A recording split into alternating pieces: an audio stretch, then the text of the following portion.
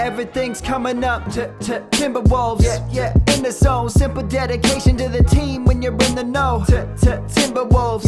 Yeah, in the soul. Lifting all the positivity for the Wolves to grow. So, where we going from here, man? We listen week to week to get the clearest to clear. Recaps, got that. Soundcap, got that. Team ads, got that. So tell me what they do not have, huh? How dare you? Foolish question to ask, but I don't mean to go brag. But boy, they got all the stats, and they could go all the way back from KG to Zerbiak. And all I'm saying is that the cast a one-stop shop for my Timberwolves. Timberwolves. Ain't a thing falling, everything's coming up. Timberwolves. Timberwolves. Falling from the autumn, ain't nobody gonna stop them. It's the Timberwolves. Timberwolves. Phonies, you can spot them, they the sheep under their clothes. Timberwolves. Timberwolves. He's the spectacular shooting guard from the Minnesota Timberwolves, making his All-Star game debut, Ant-Man, Anthony Edwards.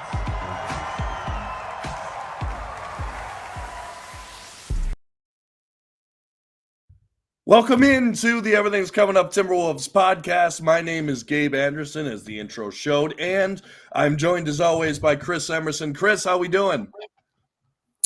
I got a little bit of snow mold allergies or something going on right now with the snow melting. So I'm a little bit nasty that way. But other than that, I'm all good. You know, Cat's back. Wolves are looking better. So let's make a playoff push. Absolutely. Yeah. I work at a school, and there's who knows who's carrying what. So I could easily be exposed to whatever disease at any time. So, by the way, we have another friend joining us on the podcast today, and it's Anthony Edwards. He picked up this and actually picked up two of these. As you can see, he bobbles, so he lives up to the hype of that. And not only does he bobble, I'm trying to keep it in frame. It's difficult when it's reversed. Let's see. Let's keep it in frame. Okay. So I go, it's kind of like when you're steering an airplane, up is down kind of thing, you know.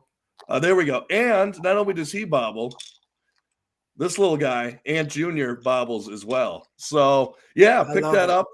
He'll be watching the rest of the podcast right next to me. And hopefully, like I was saying to Chris before the show, maybe the extra one I got of these will pay for my kid's college or something. I don't know. We'll see. But like you said, maybe Bernie Sanders will make it free. So who knows? Might be the only chance that you'll get enough for a bobblehead. That's true. But I mean, if he's a Hall of Famer, the Timberwolves have really stepped up their bobbleheads this year. I think they had a Karl-Anthony Towns and Gobert. I think they might have been together on one. And we had, I'm not sure about that one, but then the D'Lo one was really cool right before we traded him.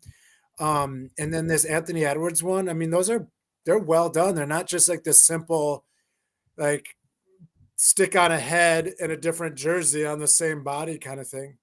Right. And what I like about it is you see this a lot of times in like corporate sponsorship. There's not like a big like Target on it or so, like, you know, like a Target symbol on it that makes it just look dated and stupid. That because I feel like they could have easily done that and made money off of that, but they didn't. And I appreciate that a lot. Like all the giveaways they used to have when we were little. It's like, oh, you get a free hat. And then when you get it, it has like a giant Dairy Queen emblem on the whole side. And you're like, oh, yeah. Can't wear this. I was a Twins fan back in the day. And there was always like the Dairy Queen like Twins hat giveaway. So you're basically just becoming an ad for Dairy Queen is what you're doing. Yeah, not my thing. Yeah, me neither. Well, anyway, like I said, this is the Everything's Coming Up Timberwolves podcast. Make sure to like, share, and subscribe. Help us grow and tell a friend as well. And if you're listening on Spotify, make sure to give us a 5-star review because it goes a long way. And subscribe as well so you never miss an episode. So I was going to put it in the intro. Unfortunately, I ran out of time to remake the intro. Obviously, the big news from last night, Karl-Anthony Towns has returned. I didn't think it would ever happen. Well, okay, part of me thought, but the optimistic side was like, yeah, he's going to come back. Everything will be fine. But then the realist part of me was like, he's never going to come back. But your overall thoughts on A, Cat coming back, and 2, just how he looked on the court, like how he meshed with everything, what we got going forward. Just your thoughts. I mean, it's super exciting to have this team finally together. I mean, we have all the talent that we've been paying for all season, soon to be all on the court together. And that's huge for us. I mean, we need that talent. We are, we're in a playoff hunt, and now with Karl-Anthony Towns, talent for talent, we're as good as probably anybody in the Western Conference currently, or pretty damn close. So I'm happy about that. How he looked. He looked like a guy who didn't know. He looked like a guy who was like cheating on a test or something, or like it seemed to me like he looked like a guy we just traded for mid-season, and he didn't know any of the plays. He didn't know any of the defensive coverages. That's what it kind of looked like to me. There's a lot of times when 4 guys for the Wolves were cutting and spacing and moving the ball and stuff, and you saw it on the screen, like, McDaniels flashing through and Connolly cutting through, and then it's like, well, where's Cat? And the whole time Cat's just like standing at the 3-point line. But I mean, there's going to be some of that where he has to get up to game speed with these guys. I mean, he's only had a couple practices, so we'll see how long he can get up to speed. I think he's been away from the team for a lot of this time too. Like, I don't think he's been in the meetings. I don't think he's been in the video room, which to me kind of bugged me, but I don't know how that stuff works. But it's just good to see him. I just want to see him out there. I want to see, even if he doesn't play that well, I mean, he shot okay. I think he was like 8 of 18. That's not amazing by any means, but he still is a threat now, and he's a threat that other teams have to account for, which will open up other things. So hopefully on, what is it, Sunday? Sunday, yeah. Days, which is perfect timing to get some practice in. Hopefully when Edwards comes back, we can look like a full team again. It's perfect in 2 ways, like you were saying. Get some practice in. Like, for example, it was kind of like do you remember right after we got Mike Conley, we played Memphis like a day later, and he looked lost. Like he didn't have chemistry with Rudy. He was turning the ball over a little bit, wasn't being too effective. You give him a couple days to practice, and then he pulls off like that game he had against the Mavs. And I think I saw, not to go off on I'll go back to Cat in a second. I did hear a stat on Conley that he had a total of 1 20-point game with the Utah Jazz this season. He's got 3 already with us. So, I mean, like, yeah, what a win. What a win on that. But to get back on Cat, like you said, I think the defense is going to take a little bit of time. There was some time, and I'm not 100% if Cat was on the court or not, but there were a couple possessions where the Hawks definitely, like, they lost coverage on the back end after they setting a screen, and then Capella was open for a couple lob dunks. I think they got there was Cat.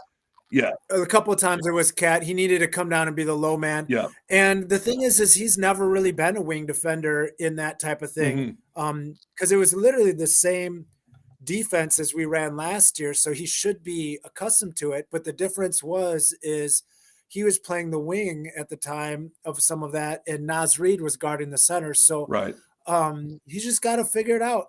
And if he wants to be a supermax player and a superstar like he wants to be, he better figure it out fast. If you're that type of player and you want to be in that sort of, talked about in that sort of realm, you don't have a lot of time. That's not an option. So it's just good to have him back, and let's see where we go.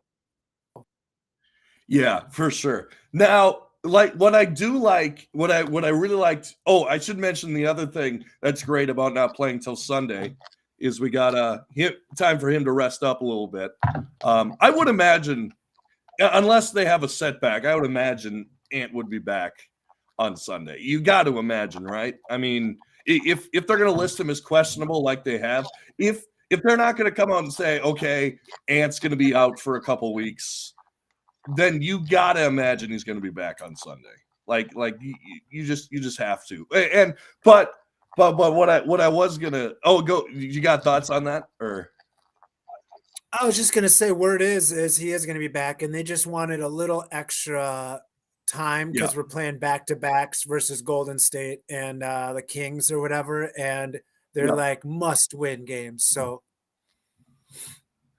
yeah. That's. I mean, now obviously the one downside of not playing for a little bit is you have to sit there and watch other teams like either win or lose. Like for example, we saw the Lakers last night beat the Suns, which isn't ideal for us. Jazz lost last night, which was good. But then again, it's kind of like cut off your arm to cut off your leg, if something like that. Like it's basically who do you want to play in the play-in? yeah, Now we could catch the Warriors, but I still like the Warriors' chances, even though I don't know what's going on with them with on the road. Like I still don't get it. But crazy. yeah. So anyway, another thing I noticed last night, and we can talk about it now as well, is we're going to have to pay Naz Reid at the end of the season. And we have 3 centers right now.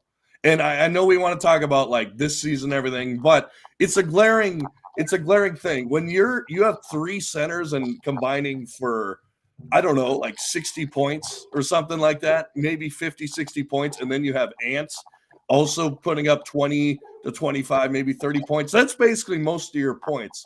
So my question is, what are the chances that we sign Naz Reid this offseason? Are we going to be able to? And can you justify paying 3 centers? So I think it all comes down to what he's asking for. I don't think I don't know. I would say the only way we're going to put big money down is if Karl-Anthony Towns is traded. Okay. I don't see. I just don't see it. I don't see how it works. I don't see how you can have that much money tied up in the center position when it's kind of a dying field. And I get it that Gobert and Cat play together, so it's like power forward and center, but Mhm. it needs to be. I just don't see us putting that money into another one. Yeah, I don't either, and that's the problem. And I know that you love Nas. I mean, you made that very clear on the show. It's going to be a hard one to see him go. And when he and if he leaves, every night, that Rudy has a bad game and Nas has a good game, we're going to see. And I bring it up all the time. We're going to see the posts on Twitter of the Wolverine holding the photo, and then you look at the photo, and then it's Naz Reid on like the Hornets or something like that. So, Yeah. I mean, like it's going to be tough to get rid of him, but paying 3 centers in today's NBA. Now, I know we're changing the narrative or whatever of, oh, we're going big. We're not doing what the rest of the NBA is doing, but in some capacity, you just can't pay 3 centers. I don't know. Now Well, I did. Oh, go ahead. Go unless ahead. you're playing them all 25, 30 minutes a game, which, Exactly. there's 48 minutes for each position. So if you go power forward and center, that's, almost 100 minutes there. So you could have all 3 of them play 25, 30 minutes a game easily, and it could work. Except now you've got Slow-Mo, who was our number 1 free agent. We gave him a 2-year contract. So like, is he going to play it? Well, then are we going to push him to the small forward? Well, Mhm. we'd have to if we're playing those 3. Well, then where's McDaniels going to play? Yeah. Is he going to do some small forward and then shooting guard? Well, maybe. Like that's a huge lineup. I mean, it would come down to, are we going to keep maybe all the way down to Mike Conley? And then it comes down to like last night when we made our big run, our smallest guy on the court was Torian Prince. And we basically had Slow-Mo at point guard, which isn't too out of the realm of his abilities. So there's a real sense that we might run a lineup of Anthony Edwards, McDaniels, Slow-Mo, Cat, and Gobert. And if we do that, then we can maybe keep Nas because we're going to need a Nas to back up those two bigs who are going to be, getting in foul trouble and tired. So it's Right. not completely unbelievable, but it comes down to minutes more than even money to me.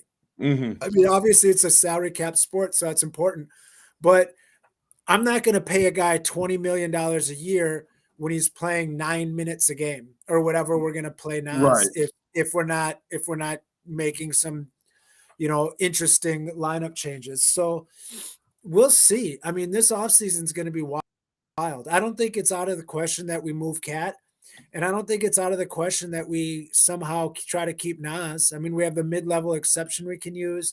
We have ways we can keep him, Right. but we're going to have an interesting roster, and it'd be fun to watch. But we would be huge. We'd be a huge team, I mean, yeah.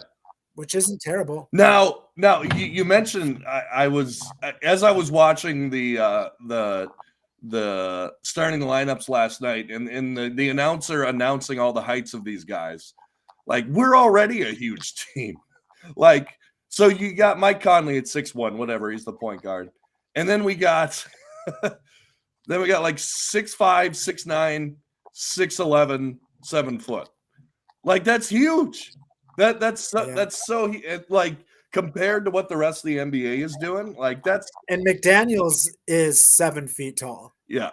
Like, they list him at whatever they list him at is completely fictitious. Like, if you watch him stand next to any of our other, he's definitely taller than Naz Reid. Uh-huh. And I've seen many times where he's standing next to Karl-Anthony Towns and he looks noticeably taller than Karl-Anthony Towns. So I don't think that that's anywhere close to an accurate thing. So it's probably closer to, 6'1", 6'5", 7 foot, 6'11", 7'1", Right. which is pretty impressive. Yeah, it is. Yeah. So my question here's another question with Cat coming back that I wonder. So, for example, Cat came in with about 2 minutes left in the game. Obviously, they were doing load management, right? Like, he would have been in much earlier if they weren't. Now, I did hear something. Well, he decided not to come in earlier. Yeah. They were going to sub him in earlier, and Nas was balling. And I supposedly Cat told Finch to hold on and let Nas play for a while more because he's playing so well. I heard which that is too. Awesome. But my question is Cat going to be okay? And this might lead to him getting traded if he's not. Is Cat going to be okay in crunch time deferring to Ant? And that's going to be a big question going forward. Do you think? Now, I was listening to the post-game interview. Obviously, a lot of it was like, rah, rah, I'm back. Like, man, that this was a movie, stuff like that. But he is now. We went to Cat. Obviously, with no Ant, we went to Cat at the end. He ends up drawing the foul, making 2 clutch free, which to his credit, 2 clutch free throws when you needed them. The Wolves don't always do that. So no, it's great. It's a terrible movie ending though, but it's a great ending of a game. It was. So, do you think that's going to be an issue? Let's say these next 8 games. Now, I assume a lot of them are going to be close, just with the talent on each of these teams, like the Warriors, the Kings, the Lakers. These are going to be some close games. We're not going to, unless we shoot like we did in the Knicks game somehow. Right. We're not going to run away with any of these games. Is Cat going to be okay to deferring to Ant, or are they going to be, or is it going to be a system where it's who's ever running the hot hand? Now, do you think that'll be an issue or no? I'm going to go 2 ways. I think it probably is going to be kind of an issue, and it shouldn't be. Because Karl-Anthony Towns' isolation game is not what I ever want to see to end a game. Mm-hmm. It's always, I mean, he's terrible at it, in my opinion. When he does like 1 or 2 dribbles, and maybe that's different, but like that last play looked terrible.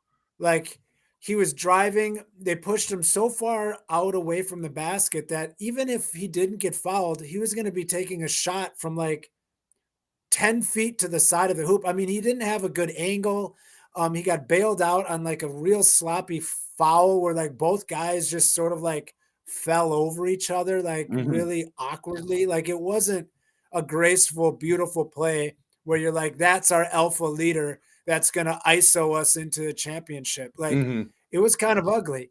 What I would way rather see is Anthony Edwards with his ISO game drive and maybe kick to a guy like Cat, or at least have him as one of the options.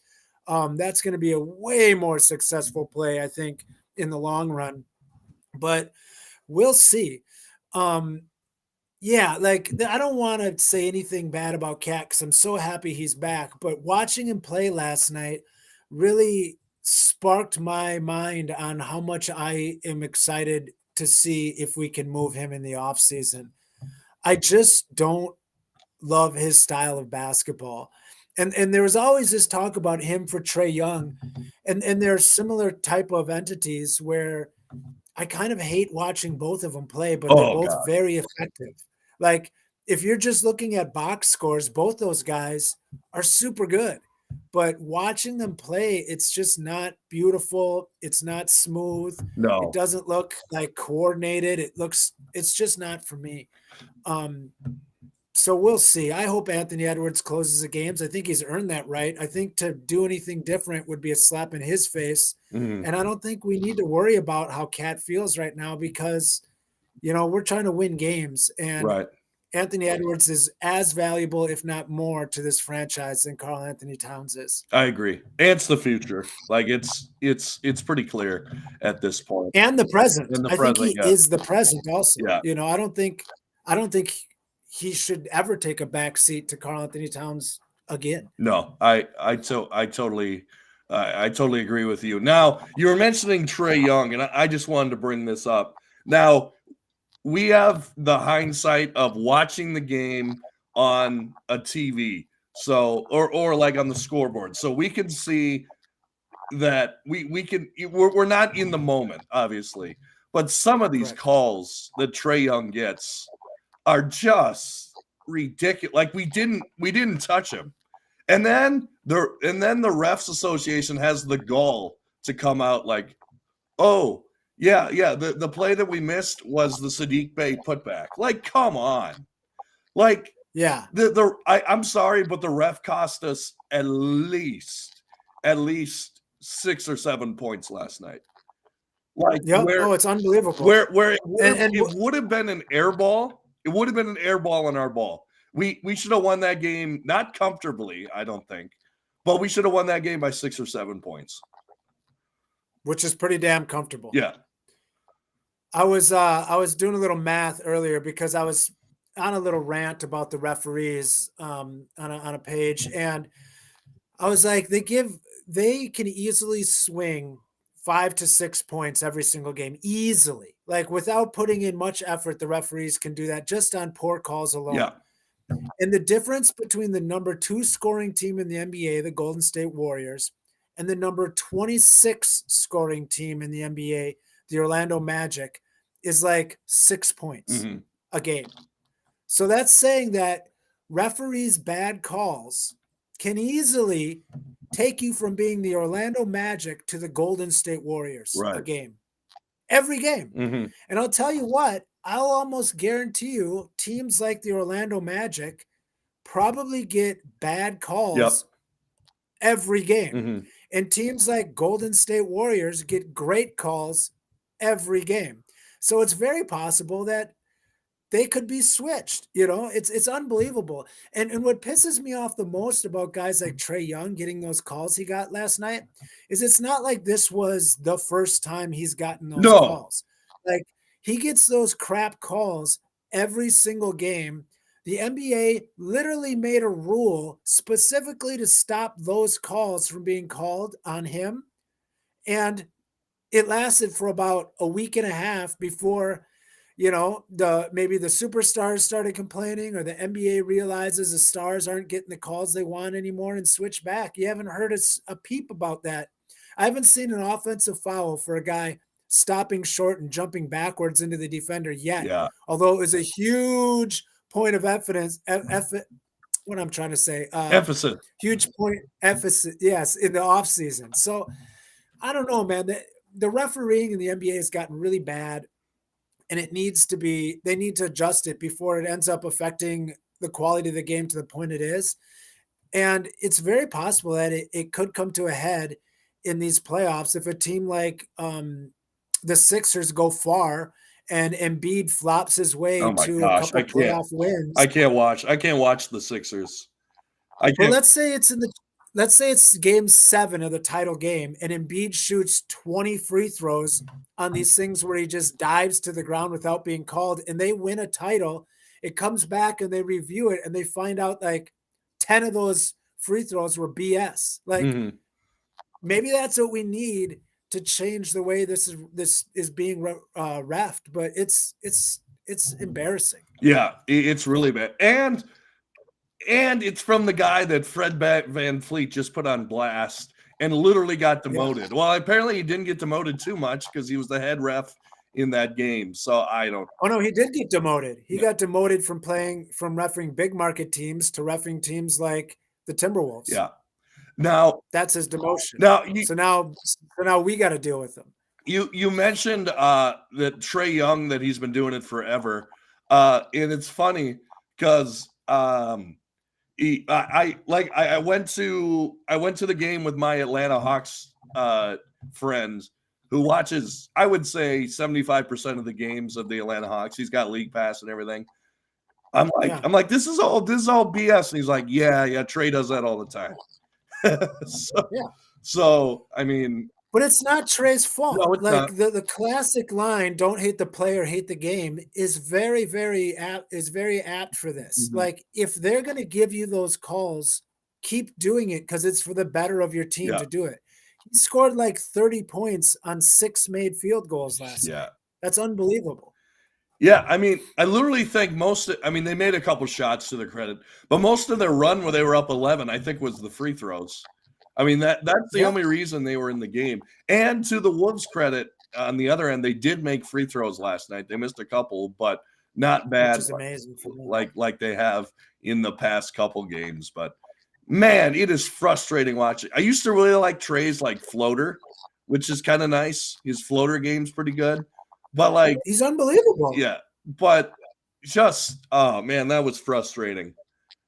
And I'll tell you what, I don't think that his overall game or even statistics would even be affected too much if the league completely shut that crap off.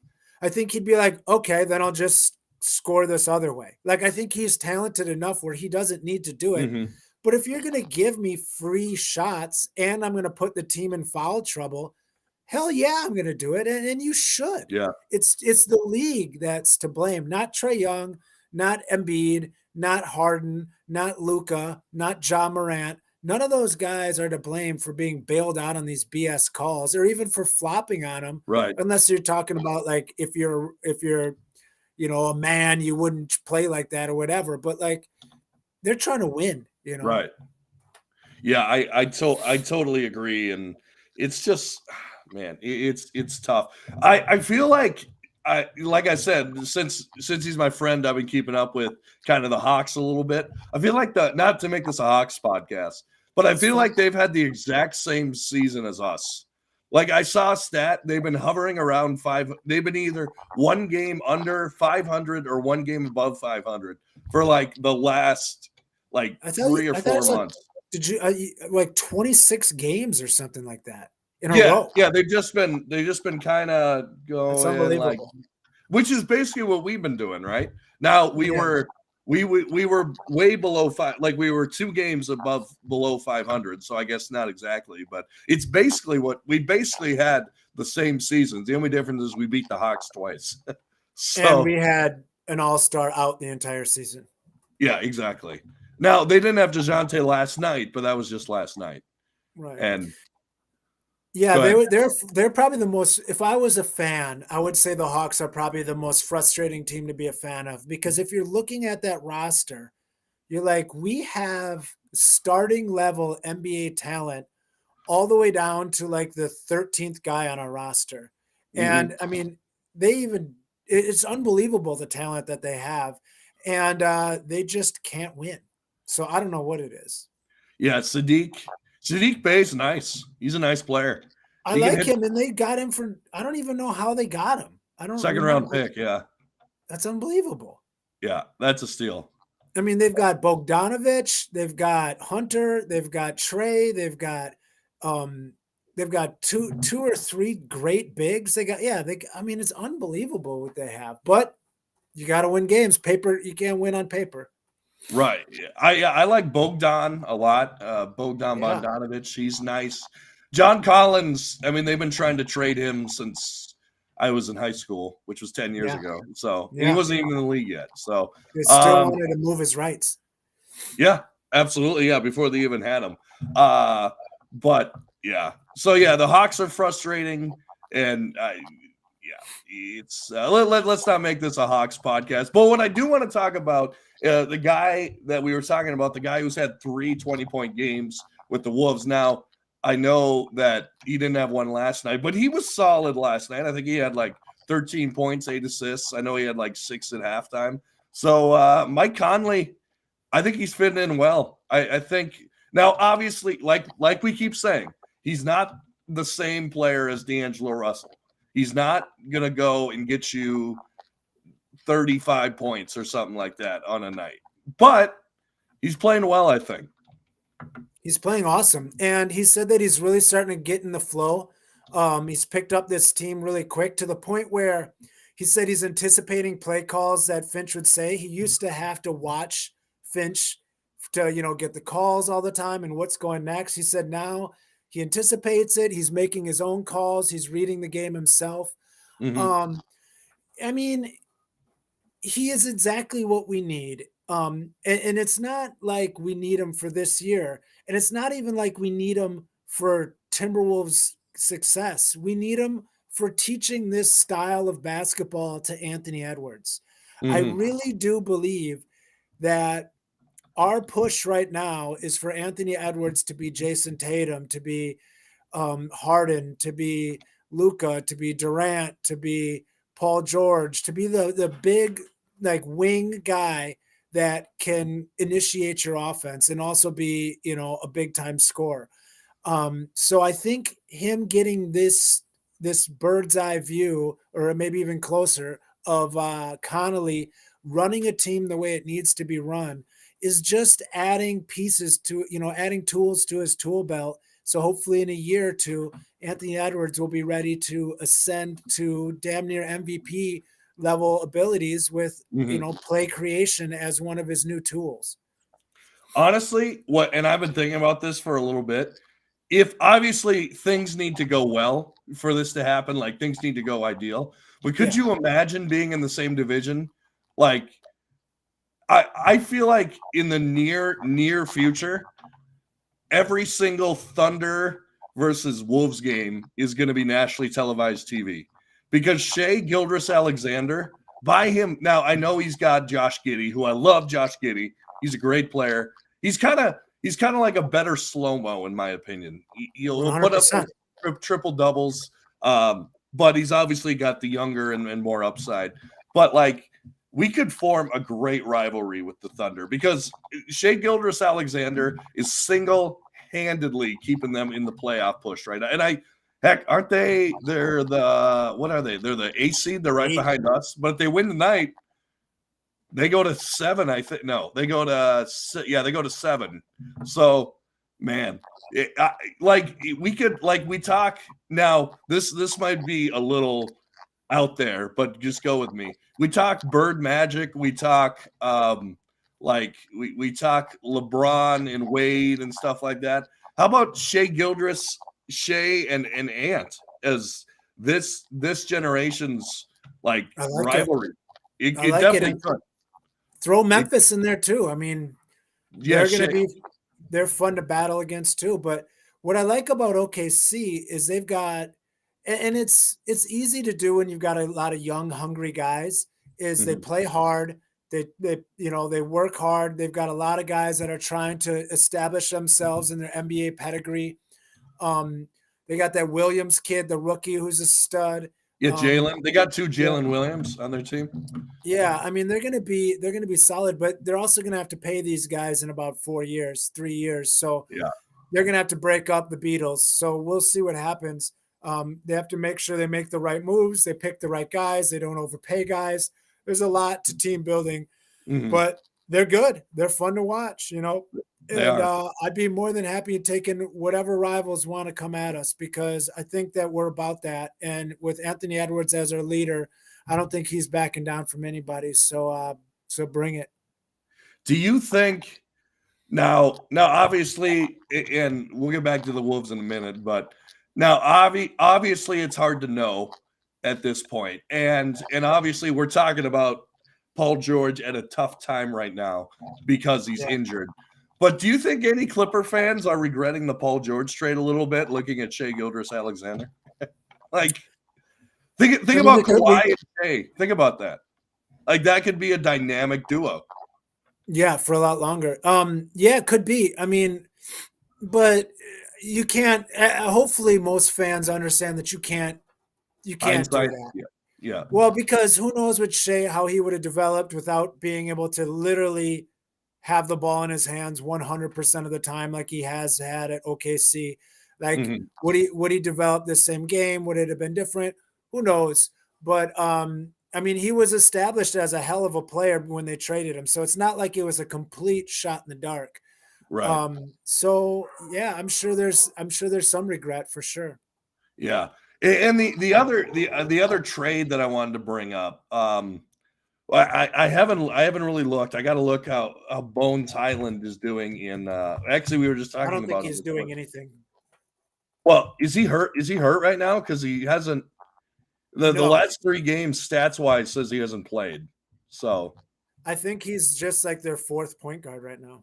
Oh, really? Oh, okay. So maybe we ranked Bones Highland a little too high, or maybe he would have a different role here. But do you think that if we would have done the Bones Highland trade, it would have made any difference, or no? It would have been interesting, because then it would we have been playing Nah at all? Like, that's true. I love seeing him out there, and it would be definitely more of an offensive pickup. But I like having Alexander Walker defending everybody. I mean, he was locking up Trae Young about as good as McDaniels was last night. So, it's one of those things where maybe we lucked into not getting that talent, because we'll save a couple second round picks and we'll put those resources into Alexander Walker. Yeah, it's looking like the Clippers are kind of burying him on the bench, because it looks like he lasts, unless he got hurt, which I don't think he did. It says his last 5 games for the Clippers. Here's a shooting percentage: 50, okay, 42.9, 36.4, 28.6, 11. And that's not the way you want it to go. And now granted, it's looking like 4 out of 5 were losses, but his plus minus -1, -7, 8, -4, -11, and we're talking limited minutes. He didn't play over 16 minutes in any of those games. Yeah, I mean, and that was a knock. He had one of the worst plus minuses in the NBA before that trade. But then again, who knows? Like, was he playing with Jokic for any of that time? Like, you take Jokic off that team, and I'm guessing plus minus drops for everybody on the court. So, right. Who knows? But I'm happy with what we're at, and that's what we got. And we're definitely going to have to answer some point guard questions this offseason. Mm-hmm. Absolutely. How much do you know? How much is he good through next year or not? He is a restricted free agent after this season. So we should be able to get which him is great, because nothing. No one's going to offer him anything. We'll be able to get him if we want him for whatever we want. I'm guessing I would be very surprised if he's making over $6 million next year. Yeah. I think we should be able to get him. Just put a flyer on him, make him, because he adds a little more offense than J-Mac. Now, J-Mac, he does good things when he's on the court, but the thing is, I don't know. J-Mac just doesn't seem like he just doesn't have the offensive upside, and I'm sorry, but he's too short. Like he can't go to the rim. He gets blocked every time. Keep J-Mac on the roster as our third point guard. Yeah, I agree. That's fine. We need a third point guard. Be like, J-Mac, listen, we're going to give you $2 million a year, or go find another job. If you can find another job somewhere else, go right ahead. But he's under contract for next year still. J-Mac is, so we'll give you a whole nother year to check you out, and then maybe we'll go with Alexander Walker and Connolly, or who knows, or whoever. Man. Like we could. I mean, I think the Finch's system is so different where it's complete ball movement, where I don't think we need a true quote unquote point guard. Like we don't run a lot of pick and roll. And last night when we made of course it's just last night, but we made the big run, and essentially our point guard was Slow-Mo and our shooting guard was Prince. Mm-hmm. So we definitely didn't have very many ball handlers or anything. But we move the ball. If you move the ball as a team, you don't need that, that heavy dribble point guard kind of thing. So maybe we'll move some guys, some pieces, and we'll bring in a 3-and-D shooting guard or something like that. Mm-hmm. So now we keep our 6'6", instead of going 6'1" at point guard, we got a guy that's like 6'6", and now that's a beast for the other team's point guard to go up against defensively. Mm-hmm. I think with our system and with our lineup, everything's going to be wide open. And I'm really excited for this offseason because we're finally getting to the point as a Timberwolves fan where like these couple moves are just sharpening the blade and might take us from, a 5 seed to a 2 seed or mm-hmm. maybe better. Like it sounds crazy to say the Timberwolves as a 2-3 seed, but we're like 5 games away from being a 3 seed right now. And without Karl-Anthony Towns for 52 games, to think that we couldn't have squeezed out 5 more wins, I think is a little ridiculous. So mm-hmm. I don't think there's a reason why we shouldn't be looking at this team as a top 4, top 3 team next year, talent-wise. Right. I totally agree. So let's look at going. By the way, I was using natural light for the podcast coming in through my blinds, and as we've gone forward, the sun has gone down. So if I look a little darker, that's why. But we'll just wrap up quickly. So we got a little time off. Wait till Sunday. Ant hopefully comes back. We got the Warriors, and then we got the Kings.